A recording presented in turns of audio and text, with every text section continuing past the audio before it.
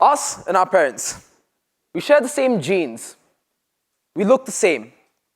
Sometimes we even share the same characteristics.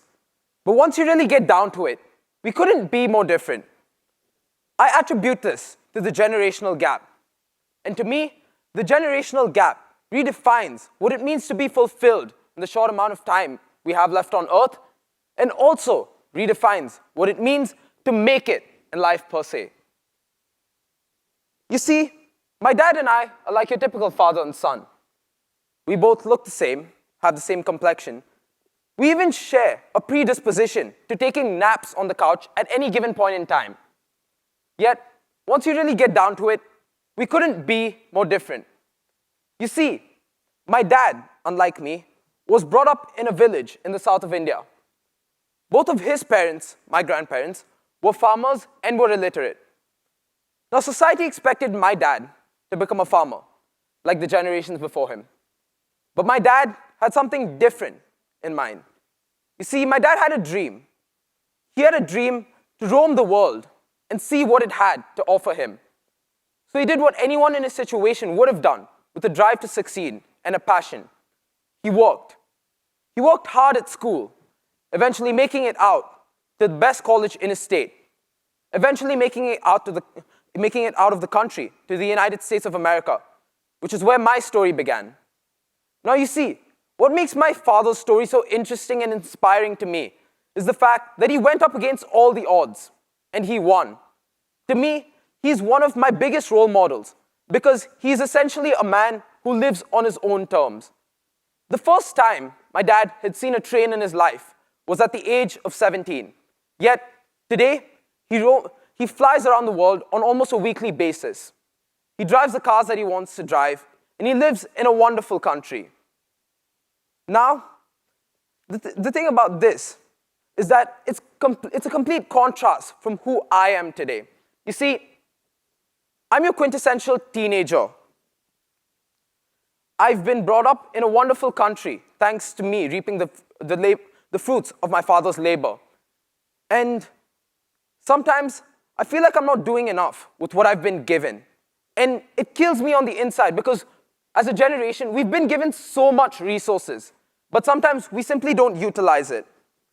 My dad had to walk 6 miles a day, barefoot, just to reach school. I, on the other hand, quite literally, have all the information I could possibly want at my fingertips. Information is wealth. Knowledge is power. These are two quotes that have reverberated within me. I'm not sure for what particular reason. I read a book quite recently stating about how, in this technological day and age, information will become more valuable than actual currency. I mean, that explains why Mark Zuckerberg's selling our data. I'm kidding, Facebook, please don't sue me. So I believe that to know gives you direction in life. And once you find this direction in life, it gives you the ability to find your passion. And your passion is what will drive you to the very top. Therefore, I think it's time we looked within ourselves. Like I said before, the fact that I have so much, but simply don't do enough, simply kills me on the inside. And I believe it's because I simply haven't found my passion, per se. Now, I'm not here to tell you how to live your life. I'm barely qualified. You see, the way IB is going right now, I hopefully pass high school. But the thing is, I have faith. I have faith that I'll find my passion in life. I have faith that I'll use my passion to take me to the very top. And that either I'll make my own opportunities or I'll wait for them to come to me. And the thing about today's world is that we have so many opportunities, especially in industry. It was little more than a century ago that the car was invented. Yet today, we have self-driving cars. The robotics industry didn't even exist 20 years ago. Yet, today, we have MIT researchers developing robots which can do a backflip from a standing position. Even Amazon uses drones instead of humans to conduct their deliveries. And it amazes me, and it makes me optimistic for the future, because I believe our generation has so much more in terms of resources and potential. And with what we have, we can do so much more. Who knows? We could solve a problem like climate change. Now, you don't have to be the smartest, you don't have to be the best, you don't have to be at the top of your class to change the world. I believe for most of us here, we can attribute this to the Asian stereotype. Now, I'm sure all of your parents have told you that you need to be at the best, you need to be the best in your class, go to university, be the best at your class at university, get a 6-figure paying job, get married, then make your kids do the exact same thing over and over again. That's a way to live your life. But it's not the only way to live your life. It's not the wrong way to live your life. But there are so many other things we can do as students, as citizens of this world. For example, the students from the Marjorie Stoneman Douglas High School in Parkland, Florida. You see, they were unfortunately victims to one of the most publicized mass shootings in recent United States history. They could have gone on with their lives as if nothing had happened, just moved on from a tragic event like this. But it was at this point in time that these students found their passion in life. They decided to advocate for gun control and save gun reform laws in the United States of America. They were held up in a pedestal by some, but they were vilified by many others who called them crisis actors.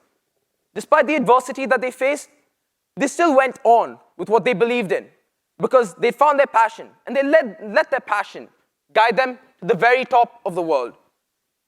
You see, I draw parallels from their situation to that of my dad. My dad may have not been a social justice advocate, but he found his passion and drive very early in life. And he used this passion and drive to guide him to the very top of his field. And someone else who I draw parallels to when I talk about my dad would be Howard Schultz. Because Howard Schultz, the CEO of Starbucks, had a very similar background to what my dad has. He was born and brought up in a family of blue-collar workers. And he eventually earned a scholarship to the Northern Michigan University. He graduated and got a 6-figure paying job as a sales executive for Xerox, which was actually a company back in the day. Didn't know that. The point here is, you think that Howard Schultz was successful in life. He'd reached the very top. He was living in a penthouse, earning 6 figures. He was living the dream.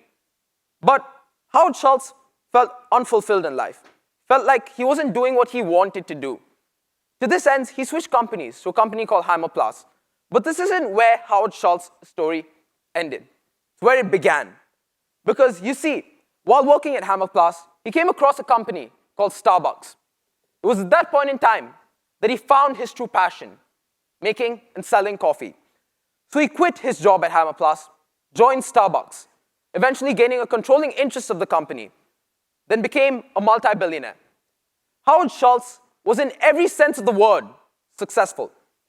Not because he made a lot of money, because to me success is something you can't quantify.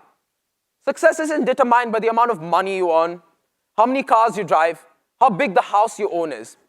To me, success is about finding your passion and drive in life and going forward with it. My dad found his passion in life, and he used it to lead him to the very top of his field. So I think it's time we redefine what it is to have made it in life per se. In the generations before us, to make it was to be financially comfortable and raise educated children. We simply have the ability to do so much more because we have that much more, and for the simple fact that we can do so much more.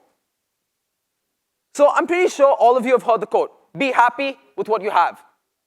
I've been taught differently, to never be happy with what I have. Because it's only when you strive for something that's greater and bigger than what you are that you can achieve the heights of infinity and beyond. Thank you.